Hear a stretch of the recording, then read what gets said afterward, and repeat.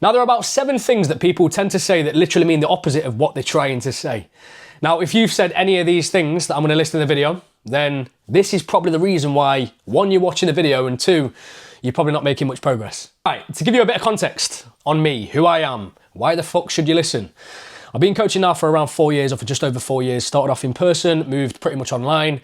Have a couple of in-person clients still, but a majority of my work is online now. I have competed within 3 bodybuilding shows. I've done 2 seasons.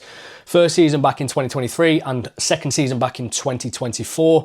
I did a 13 or 14 week prep in 2023 and a 21 week prep in 2024. And you might be thinking, well, I don't want to be a bodybuilder, Tom, so why should I listen to you? Well, it's because I made a lot of mistakes that people have made, and the only reason why I competed in a bodybuilding show was to challenge myself a little bit further, was to see how far I could take things.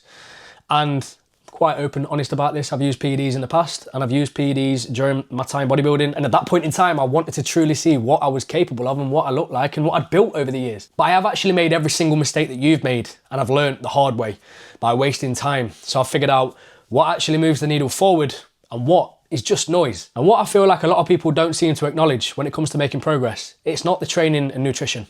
Well, kind of is, but that's not the major factor. One of the things, or the major factor that people forget about and what stops people from progressing, is the stuff that they're actually telling themselves about and trying to convince themselves with training and nutrition. That's the thing that stops people from moving forward. Number 1, training hard. I train really hard. I don't understand why I'm not progressing. And a lot of the time, it's your perception of training hard. Most people think they train harder than they actually do until they train with someone who trains hard. I thought I trained hard for a long time until I trained with someone who actually trained hard, and then I realized, there's actually levels to this shit. And the likelihood is, you can probably train harder. It's just moving a weight from A to B. There's no intention behind the set. There's no focus.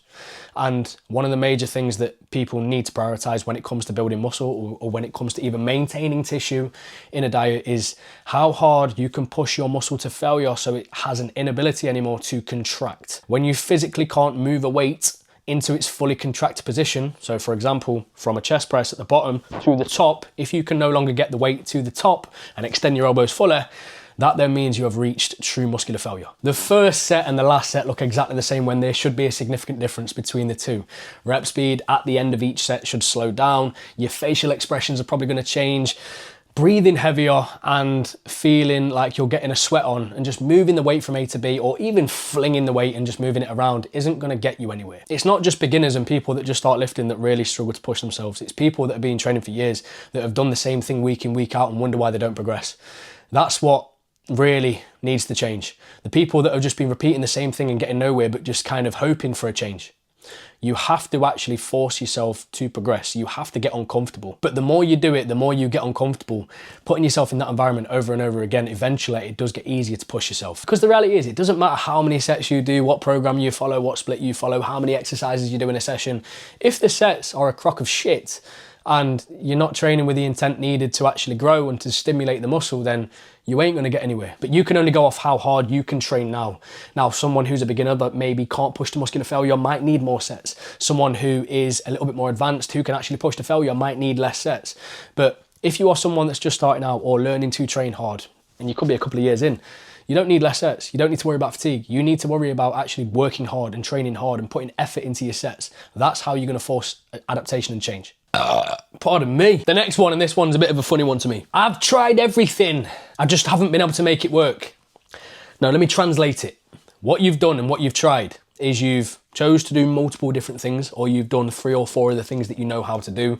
You've done them for a couple of weeks, not noticed enough change in the mirror, and then you've sacked it. That's what's happened. I've heard that saying more than I've had fucking Sunday dinners at this point. But you've tried everything that you know, and just not for long enough. Let's go through the options and what people tend to sort of roll with. We've got keto, we've got carnivore, we've got the 24, we've got the 16-8, we've got the intermittent fasting approach. We've got tracking. You've done a metabolic reset, then another metabolic reset, and now you're considering doing a third metabolic reset when it's not worked the first 2 times. You've potentially tried a personal trainer, an online coach. You've done one check-in, didn't like the feedback or what they told you, and then sacked it off. You've tried ChatGPT. You've gone for AI, or even Claude or Gemini. You've got them to write you a program up. That program isn't actually going to be the best and suited to you because you don't actually know what prompt to put in to know what works. And then you've tried it for a couple of weeks, and again, it hasn't worked. ChatGPT, even if it gives you the right plan, even if it gives you something that you can stick to, that you actually could stick to, there's no accountability there. So you struggle to stick to it for long enough. You've not tried everything. You've sampled bits here and there. You've tried things. You've done things for a short amount of time and never stuck to them long enough to actually make a dent or make a difference, or even tracked the relevant data to know if you're seeing a change, other than waking up in the morning, looking at yourself in the mirror and just hoping for the best. So let's go into the truth and what you need to be aware of. The meaningful sort of diet that you want to kind of follow. If we're talking building muscle, that's an even longer process, but let's talk dieting. Let's stick to fat loss. Then we're looking at least 8 weeks. Now, 8 weeks for some can warrant significant changes. 8 weeks for other people might not warrant significant changes.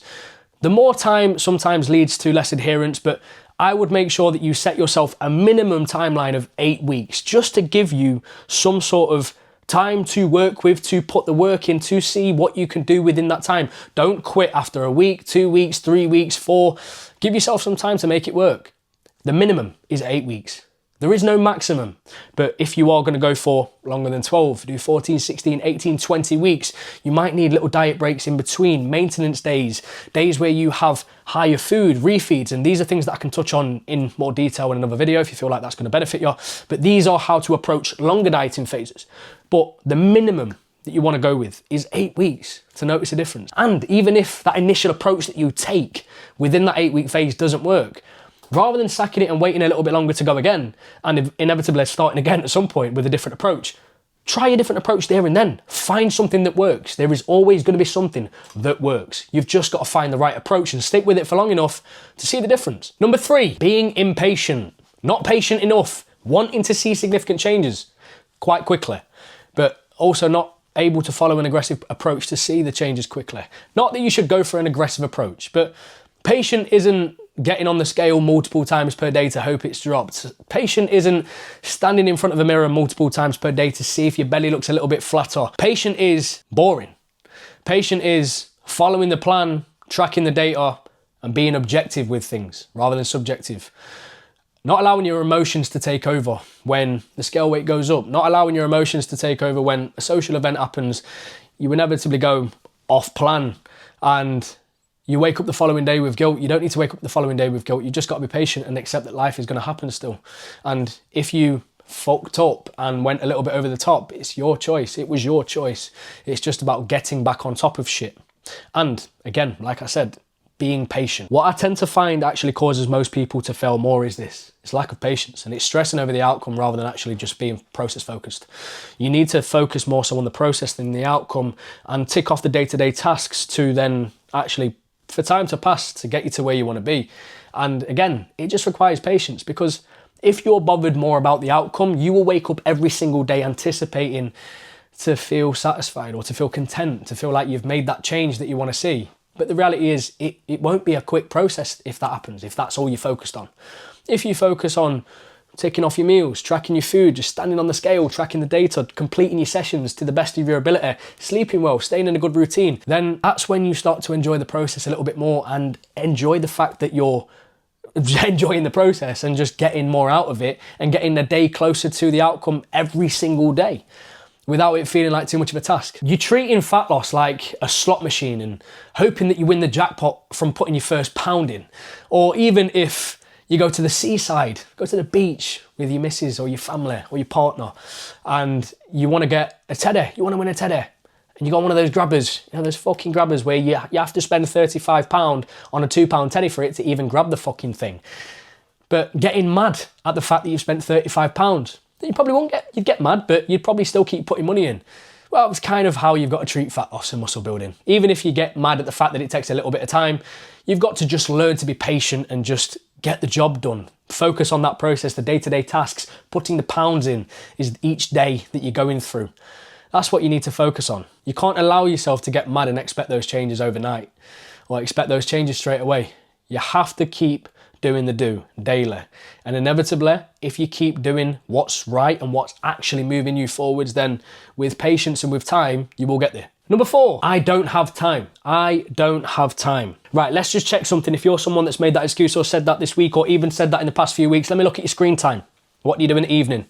And I understand that people's lives are busy. Even if you've got kids, 100% it's very busy. If you are working a job which requires a lot of hours in the week, 50, 60, 70 hours in a week, you've got a lot of time on your hands there to work and less leisure time. But there's still always going to be opportunity to do something. You've still got to put food in your gob. You've still got to, you can still train or do something, even if it's at home. You can go for a run, go for a walk after work, go for a walk before work. There's always going to be things that you can do. It's just actually making the time to do it. And sometimes sacrificing time elsewhere. That doesn't even need to be with family time. That doesn't even need to be with time with your partner. It's just sacrificing pointless time spent elsewhere, like being on your phone, watching Netflix, playing video games if that's what you do. You can always sacrifice some time somewhere. You've just got to prioritize what really matters. And family time matters. If you've got kids, spending time with your kids matters. But what also matters is looking after yourself, looking after your body, looking after the food that you put in that's going to fuel you to think well, to feel good. Training will also help you think well and feel good and start to look better. Which, if you don't feel good in yourself right now when you're watching this video as a result of it, then you need to realize that sometimes you've got to sacrifice a little bit of time where you might just be chilling, you might be doing nothing, you might be sacrificing that chill, that leisure time, but to achieve an outcome that you've wanted for so long. So it should be worth that additional bit of effort, even if you are busy. But the likelihood is you've got the time. Number 5, I eat clean and I'm not losing weight. Why am I not losing weight when I'm eating clean? Clean food still has calories in. These people that say I eat clean won't track the food, they won't weigh the food, they'll just go from takeaways and shit and snacking on chocolates and sweets to more chicken, more rice, more pasta, wraps, potatoes potentially, and more fruit, more almonds or nuts in general, dark chocolate, avocado, bagels, cereal or oats. All of these things still have calories in. Olive oil as well, cooking your food in that. All of these things still have calories in. Now, the most important thing to understand when it comes to just eating healthy, if you're not losing fat, yet eating healthy, then you're just not in a calorie deficit, whether that's through what you're doing day to day in terms of output, and that's steps or cardio or training, or how much you're putting in. You might be doing quite a lot and you might not be able to do any more in terms of output, but you can then start to tighten up things a little bit further with your diet. Eating clean is not good enough because clean food still has calories in. And at the end of the day, when it comes to losing weight and losing fat, it does come down to calories in versus calories out. How many calories you expend and how many calories you put in. Or you know what? You might actually be in a calorie deficit from eating clean, but you don't do it for that many days in the week. I've heard it before where people will say they eat clean, but they'll probably track 3 to 4 days in the week, and then they've got 3 to 4 days in the week where they don't track and just go AWOL and just eat whatever they want. And they think that the days that they're eating healthier and even tracking their food is enough to actually help them see progress, when it's about what you do for a majority of the week, every single week, and not just 3 to 4 days where you're not going to get a lot out of that if you're going a little bit mad over the course of 3 to 4 days or even over a weekend. You need to make sure that you're being consistent across a set of weeks to see significant change. Eating healthy or tracking for a few days at a time is not going to get you to where you want to be. The best way to kind of avoid this or to actually start seeing more progress is keep account what's actually going in properly. And I'm talking tracking using apps like, I would say MyFitnessPal, but their interface is quite shit now, but you've got Macro Tracker, you've got Chronometer, you've also got NutriCheck. These apps are great for just keeping track of your food and actually track your food properly. Eating healthy is not good enough for a lot of people, unless you're extremely overweight. And then you just go from eating the most amount of shit to genuinely eating healthy. Then that alone, just from having more nutrient-dense foods that's harder to eat in abundance, then that alone can be enough for some people. But for most, eating healthy isn't good enough for the most part. It might help initially, you might drop a little bit of water weight, but if you do want to see a significant change, it takes a bit more than that. Number 6, I'm bulking, so I'm going to eat whatever I want. Listen, bulking is not a reason for you to eat shit and eat whatever you want. If you actually want to build muscle, if you want to... And look, I'm going to put a picture on screen now of me when I was bulking at this point. Probably took it a little bit too far, enjoying my food a little bit too much, but it did a couple of things. One, my skin wasn't the best because my skin was never the best and still was a little bit shit and was even worse when I was taking more PEDs. But my food choices were wank. I was eating a lot more shit, a lot more processed foods. I was eating a lot of good as well, but I was filling my diet with some shit food and a lot more shit food each day to kind of get the calories in, but at a cost. I didn't actually build as much muscle as what I could have. Now, did I build a bit of muscle during that time? Yes, I did. Is that because of the fact that I continue to train and push myself in every single session and just get through each week and still eat the same amount of calories daily? Yeah, I did, but it limited my progression because I couldn't push for as long. I couldn't keep fueling my training properly. I couldn't eat maybe the amount of food that I probably could have if I pushed for a longer period of time with cleaner food that actually did digest really well. You're bulking, but you're eating shit because you think that that's the best thing to do, eating whatever you can and whatever you can find and whatever's in fucking sight to build more muscle. But you're just getting fat, and you'd be surprised how little muscle you're going to build by just eating shit and not fueling your body correctly. The key and the thing that most people miss out on is trying to find the balance, because you're not a robot. It's not a race to get to 100 kilos, which I've heard people say, it's, I can't wait to get to 100 kilos. What, you're just going to be a fat fuck? You want to, sorry if that's offended you, but you are going to just become fat. The most important thing when it comes to bulking or gaining is, yes, it's controlling your rate of gain. Maybe not like obsessing over the rate of gain, but it's keeping food clean.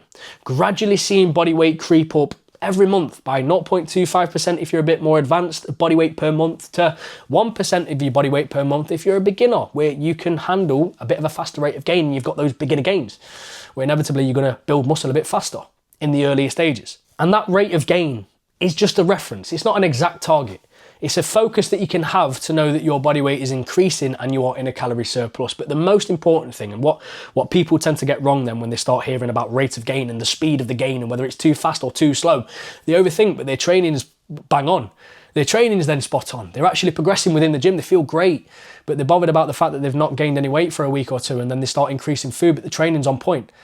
When the most important thing is how sharp you feel in the gym, how strong you feel in the gym. And if you are progressing with your lifts, whether that's the load or the reps that you're doing, or even just the execution and how you feel within sets, then you're progressing. It's not just about the rate of gain, but it's a portion and a metric to look at to know if you're moving in the right direction and you are in a surplus. And the final one of the video, number 7, number 7 is I'm gonna start on Monday. Say if it's Thursday now, but let's say it's Tuesday. You're gonna wait 6 days.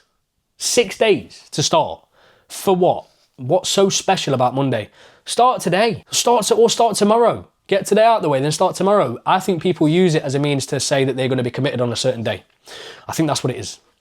It's a time to be committed on that particular day, and for some people it allows them to be locked in. But then that leads them to completely going off the rails for a week and then really struggling to switch on by the time that Monday comes. And to be honest, the amount of times that I've heard people say that I'm going to start on Monday, but they don't actually start, I think for some it means it's emotional comfort. It's they're trying to say that I'm going to start on this day, but then when it comes round to it, they don't actually want to do anything, or they don't want to perform the action. They've just said it to appease their own mind.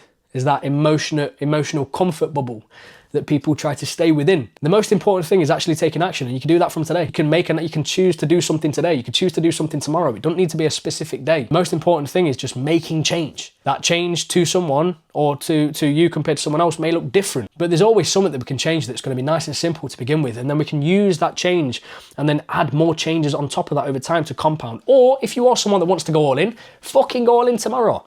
You don't need to wait until any specific day. Just crack on. Just crack on. Do something today. Do something tomorrow. This I'll start on Monday bollocks is just you remaining in your comfort bubble and just hoping for the best. Hoping that something magically changes. You wake up, you feel great on that Monday, when in reality, you're not going to do anything. You're just going to stay the same. It shouldn't be I'll start on Monday. Now, if this video resonated with you, if you liked the video, if you find it useful, if you didn't find me boring, I hope you didn't, because I'd love for you to subscribe to the channel. I'm trying to build it up. Small time, small fry. I might get 3 views on the video, and if you're a new viewer, then please do subscribe and like the video if you liked it. And if you do, it's going to be a shameless plug, if you do want to work with me or apply for coaching or find out how it works, I'm not going to stronghold you into coaching, but the link is in the description. Just click on the link, fill out the form, I'll be in touch. If you think it sounds like it's a bit of you, then we'll crack on. If you think it sounds like shit and it ain't for you, then keep enjoying the free content that I put out and subscribe for any future videos. But yeah, that is the 7 things that's probably holding you back.